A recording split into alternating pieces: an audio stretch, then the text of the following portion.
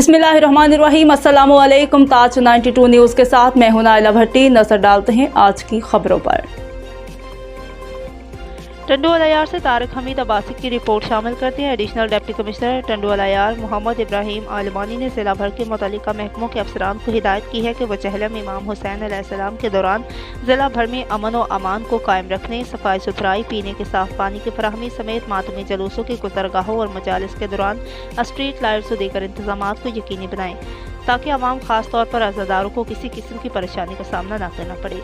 उन्होंने तमाम मकातब फ़िक्र से ताल्लुक़ रखने वाले उलमाए कराम से भी अपील की है कि वो आपस में भाईचारा, इसार, रवादारी और तहम्मुल का मुजाहरा करें और जलसे जुलूसों के दौरान शरपसंदों पर कड़ी नज़र रखें ताकि किसी भी नाखुशगवार वाक़े को फौरी तौर पर काबू में लाया जा सके। इन ख्यालात का इजहार उन्होंने district council hall deputy commissioner office Tando Allahyar में चहलम इमाम हुसैन अलैहिस्सलाम के सिलसिला में इंतजामात का जायजा लेने के मुतालिक मुनक़िदा एक इजलास की सदारत करते हुए किया।